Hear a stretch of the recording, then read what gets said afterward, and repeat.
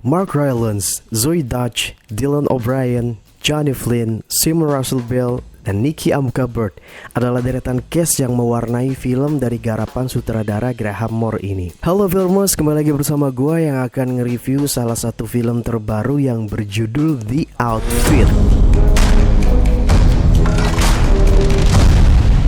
Film ini bergenre drama kriminal dan agak sedikit berbau-bau thriller ya. First impression gue ketika nonton ini film, gue langsung jatuh cinta banget nih sama gaya penulisan dan penceritaan dari film tersebut. Graham Moore yang sebelumnya menulis naskah untuk film The Imitation Game yang dibintangi oleh Benedict Cumberbatch, kali ini ia juga duduk sebagai director juga nih untuk film ini. Menyajikan durasi 1 jam 45 menit, film ini bercerita tentang seorang penjahit atau ahli pemotong yang harus terlibat dalam sebuah masalah antar mafia di wilayah Chicago. Ia mesti bertahan hidup dengan menyiasati konflik antar mafia tersebut yang menyeret dirinya dan juga resepsionisnya dalam bahaya yang bisa saja mengancam hidup mereka berdua. Gua ceritain sedikit nih bro alur ceritanya. Jadi pada suatu malam, Leonard atau si English penjahit ini, gue bingung nih sebenarnya dia ini English atau Leonard namanya. Kalau di nama case-nya dia namanya Leonard, tapi di sini dipanggil sama orang-orang di situnya adalah si English gitu ya. Jadi nggak tahu lah, pokoknya bebas lah ya. Nah dia ini kedatangan anak dan anggota mafia dari keluarga Roy Boyle. Nah si Roy Boyle ini adalah pemimpin mafia di Chicago yang menjalani bisnis yang besar di daerah situ. Kebetulan si anaknya ini yang bernama Richie tertembak oleh kelompok mafia dari La Fontaines. Kemudian ia masuk ke toko penjahit langganan ayahnya ini. Uniknya toko penjahit ini bukan toko biasa, tapi di dalamnya ini juga sering menjadi tempat transaksi pertukaran informasi antar mafia lewat surat-surat. Dan menurut sebuah organisasi yang bernama Outfit memberitahu pihak Boyle ini di antara mereka ada yang menjadi pengadu dan membocorkan informasi kepada FBI dan juga musuh mereka yang tersimpan di dalam sebuah rekaman pada kaset pita. Singkat cerita, rekaman pada kaset ini juga bocor ke pihak La Fontaines. Jadi rekaman ini juga sangat-sangat dicari oleh berbagai mafia di situ. English yang menjadi pemilik toko yang tidak tahu apa-apa ini terlibat untuk menjaga kerahasiaan dan keamanan dari rekaman tersebut hingga membuat dirinya berada dalam bahaya. At least kayak gitulah bro garis ceritanya. Nah, mengambil latar belakang di tahun 1956, film ini menyajikan cerita dengan set klasik para mafia besar zaman dulu. Dan menurut gua sangat minimalis sekali ya gitu, karena di sepanjang film dari awal sampai akhir kita hanya akan melihat satu set lokasi saja, yaitu di toko penjahit ini. Ini bener-bener minimalis dan menurut gua ini udah masuk ke kategori film dengan set ruang sempit ya, karena memang setnya yang dipakai hanya di satu toko itu gitu. Nggak ada scene yang dimainkan atau di shoot di luar toko itu gitu. Tapi jangan underestimate dulu nih bro, meskipun hanya dimainkan di satu lokasi itu saja, justru ceritanya nih yang bikin kita mind blowing banget. 100 menit gua nonton film ini jujur aja nggak ngerasa bosen ataupun bete sama sekali, karena gaya penceritaan di film ini nih ngebuat penontonnya serasa terbawa alur gitu. Bener-bener ngalir begitu natural, nyaman, gak berat ceritanya. Memang cukup kompleks tapi gak terlalu rumit banget ya, karena dari pengenalan karakter masuk ke cerita, terus bergeser ke konflik sampai pada klimaks, kemudian masuk ke ending. For me it's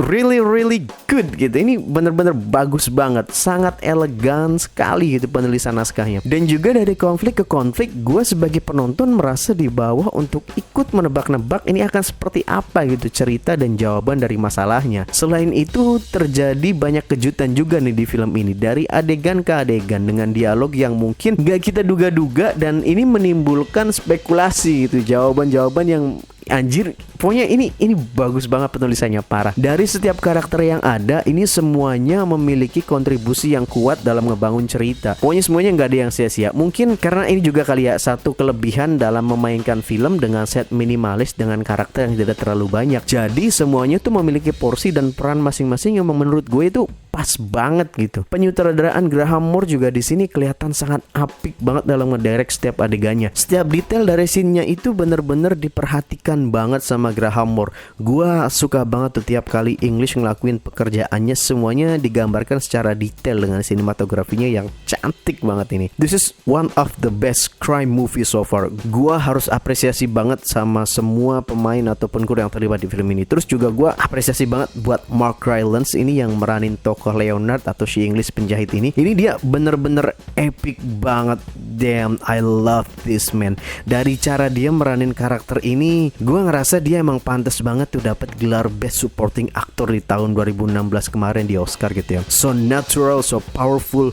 Kita bisa merasakan betapa cemasnya dia gitu, tertekannya dia, sampai pada kejutan yang dibawakan oleh Mark Rylance ini bisa disampaikan dengan sangat baik tanpa celah. What a great acting menurut gue. Selain itu, para pemeran pendukung yang lain seperti Dylan O'Brien juga memerankan tokoh Richie dengan cukup brilian banget ini. Sebagai anak dari bos mafia yang penuh ambisi, kita bisa lihat nih acting dari O'Brien di sini begitu all out. Zoe Dutch dan juga Johnny Flynn turut memberikan kekuatan pada cerita di film tersebut. All cast-nya gua rasa ini bisa berpadu dengan sangat-sangat baik ini. Plus penggunaan scoring musik yang menurut gue ini bijak sekali ya gitu penggunaannya. Nggak jedar-jedar berlebihan gitu. Hanya penggunaan sedikit scoring, tapi menurut gue ini mampu menguatkan isi dialog dari adegan-adegan film tersebut supaya sampai ke penontonnya gitu. Kita juga tahu sebenarnya ada banyak film-film yang bertemakan mafia kriminal nih, seperti Capone, The Legend, Gentleman, dan banyak juga yang lainnya.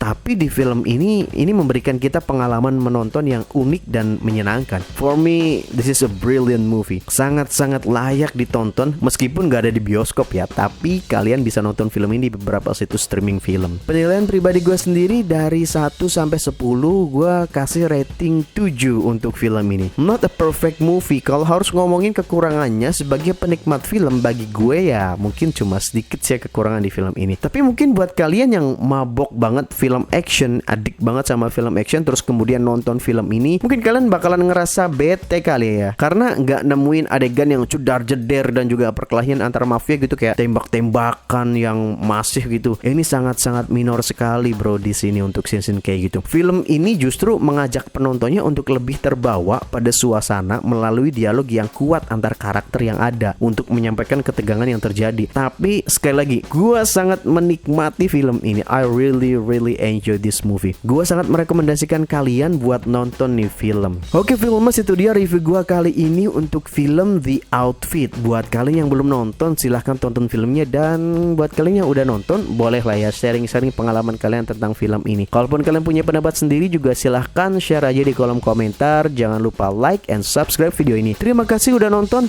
Gue cabut and I will come back on next review.